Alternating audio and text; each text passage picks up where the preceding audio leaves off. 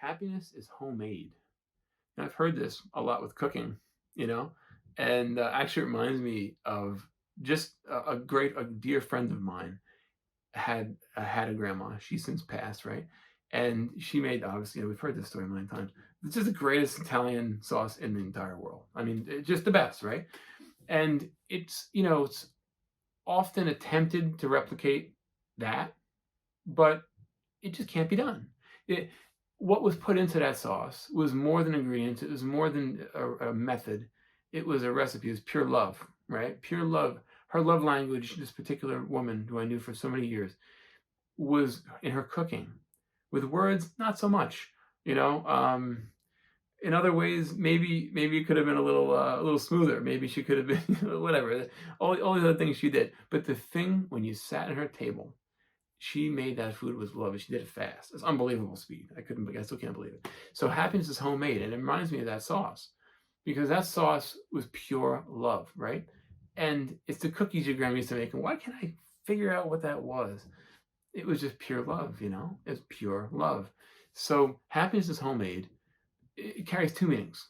For over here at least, and I've asked some great teachers questions like this. Where does true happiness reside? You know, it, if and beginning of the seeking process, which it really is, and was and still is in some ways, um, you discover that this homemade concept is misunderstood sometimes. It's like I can make my own happiness. I don't understand, but there's other people here. Like this isn't just me sitting in a room alone. And even then, I can make unhappiness. Trust me, I can make that situation really weird and unhappy. It's possible, and it's happened before, and it may happen again. So be it. So, what is happiness is homemade? What's the meaning of this? The true meaning is happiness comes from within, and within means the unchanging, ever stable, rock like self, the true observer, the witness, or beyond that, what's watching this life happen through the eyes of this body, right? For the moment. That self, that true self, is the source of all the happiness that can ever be available.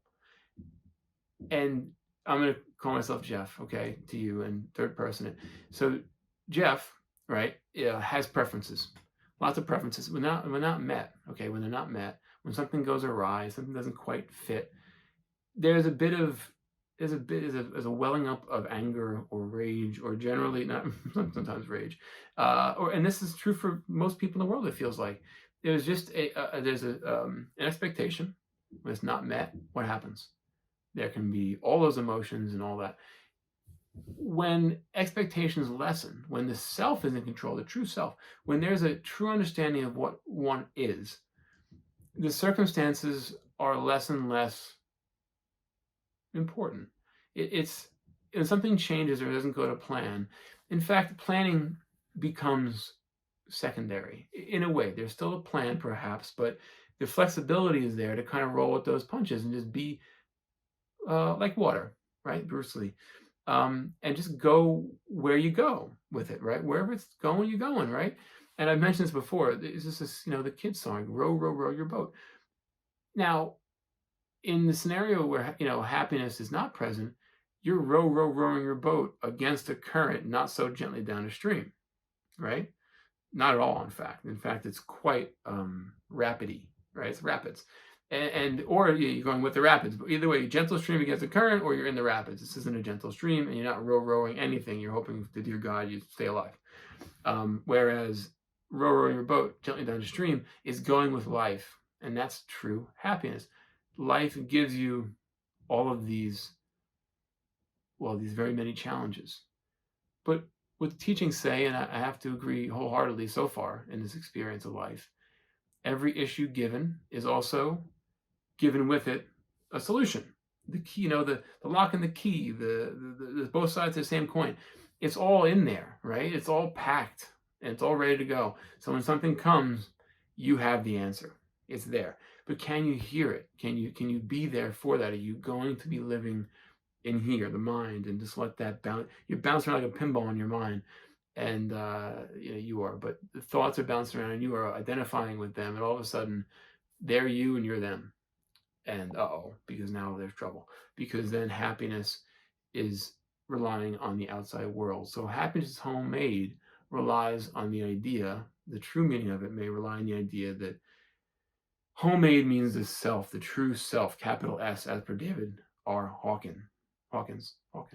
David R. Hawkins, capital S, capital Y in self and you versus lowercase s, lowercase y, self and you. And that is very powerful because who and what you identify as greatly determines your threshold for change, adaptation, evolution, general growth. It's all a matter of perspective, where you're coming from, where you're looking from, and who you believe you are. So the homemade happiness happens and starts within you. And many times I'm asked is, well, that's great.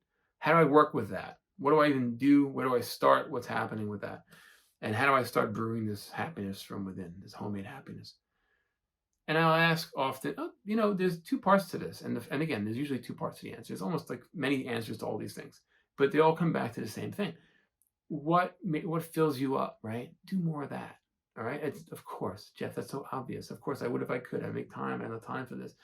Okay, then dare to be a little selfish. Okay. Very recently, a decision was made.